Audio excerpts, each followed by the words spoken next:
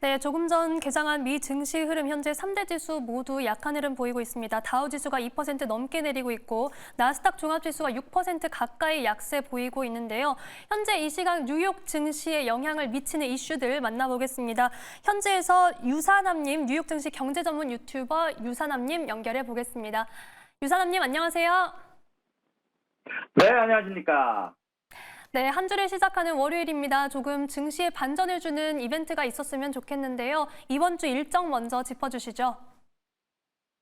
자, 일단 이번 주 일정 먼저 짚어보도록 하겠습니다. 자, 오늘도 중요한 스케줄이 나옵니다. 최근 들어서 주식이 하락하고 있는데 가장 커다란 영향을 주고 있는 요소는 역시 실업률이겠죠. 이중 서비스업을 담당하는 ISM 서비스업 지표가 오늘 나오게 되게 되는데요. 만약에 조금이라도 예상치보다 높아서 지금 떨어지고 있는 시장에 반등을 줬으면 좋겠고요. 그러고 나서는 오늘 화요일부터는 재미있는 스케줄이 나오게 되는데요. EIA에서 발표하는 단기에너지 전망치가 나오고 있습니다. 자, 아무래도 화요일 날 나오는 단기에너지 전망치는 최근 떨어지고 있는 유가와 천연가스 가격에 영향을 줄 수 있는 요소로 예상이 되고 있고요. 수요일 날은 원유 재고, 목요일 날은 실업수당 청구 건수와 중국의 CPI 지표를 이어지는 지속적으로 영향을 줄 수 있는 요소들의 발표가 있고요. 그리고 어닝 관련해서는 이번 주에 우버, 팔란티어, 슈퍼마이크로 그리고 일라이릴리의 어닝이 개인적으로 주목하고 있는 어닝이다라고 여러분들에게 말씀드릴 수 있을 것 같습니다.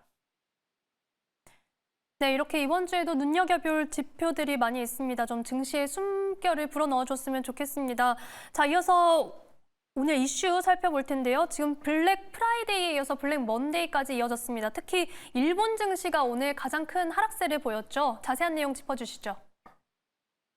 네, 맞습니다. 말씀해 주신 것처럼 아시아 증시가 전체적으로 흔들리고 있습니다. 그리고 그 중심에는 일본이 있는데요. 약 12.4%라는 어마어마한 수치의 하락을 기록을 했는데요.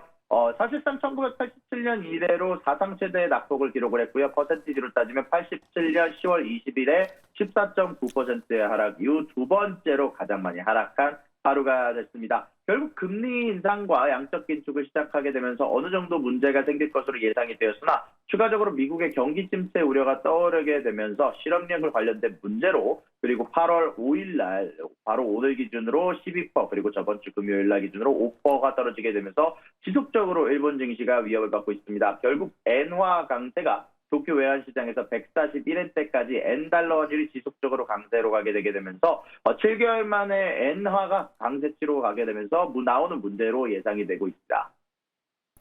네, 이렇게 엔화 강세, 엔캐리 트레이드 청산에 대한 이 우려가 정말 글로벌 증시를 뒤흔들고 있는데요. 이 와중에 골드만삭스가 미국 경기 침체 가능성에 대한 코멘트를 내놨다고요.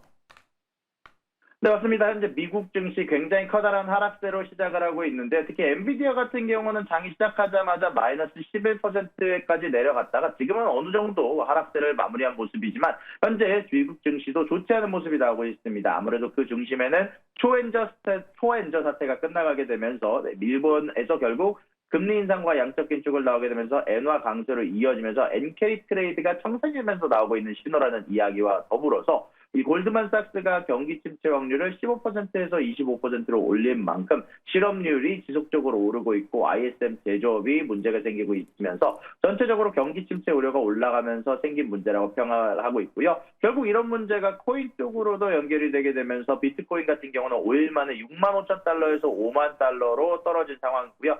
현재 골드만삭스, 블랙론, 일론 머스크까지 지속적으로 트위터를 통해서 다들 연준이 금리 인하가 늦어졌다, 골든타임이 늦었다라고 평가를 하고 있지만 그래도 골드만삭스 내부적으로는 이렇게 평가를 하고 있습니다. 분명히 경기 침체 확률이 올라가기는 했으나 현재 R의 공포가 늘어났다라고 얘기가 나오고 있으나 현재 아직까지는 조금 너무 판단하기엔 섣부르다, 아직까지 너무 민감하게 받는 것 같다라고 얘기를 내놓게 됐습니다. 네, 경기 침체 확률이 올라가긴 했지만 아직 너무 우려할 정도는 아니다. 이런 코멘트가 나왔는데 조금 긍정적인 쪽으로 해석을 해보고 싶습니다. 자, 이번엔 조금 새로운 소식들 살펴볼게요. 테슬라와 뉴럴링크 소식인데요.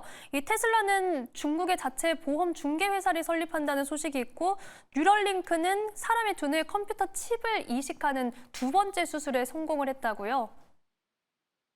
네, 맞습니다. 일론 머스크 관련해서 두 가지 호개가 전달이 됐습니다. 현재 테슬라가 중국의 보험회사를 등록했다는 소식이 전달이 됐습니다. 5천만 위안으로 중국에서 전기차 보험 상품을 팔기 위함으로 보이고 있고요. 사실 2020년에 한번 취소당한 바가 있었는데 승인이 될 경우 가솔린 자동차보다 더 비싼 보험 상품을 상대적으로 저렴하게 제공할 것으로 예상이 되고 있고요. 그로 인해서 일론 머스크가 자신이 갖고 있는 전기차 관련된 데이터를 적극적으로 활용할 것으로 예상이 되고 있습니다. 또한 일론 머스크의 뉴럴링크도 방금 말씀해 주신 것처럼 재미있는 소식이 있었는데요. 바로 두 번째 환자에 대해 컴퓨터 칩 이식이 성공적으로 작동이 됐으며 현재 400개 이상의 칩이 전극이 잘 작동이 된다라고 평가를 하면서 현재 성공적이었다라는 평가가 이어지고 있다는 소식이 전달이 됐습니다.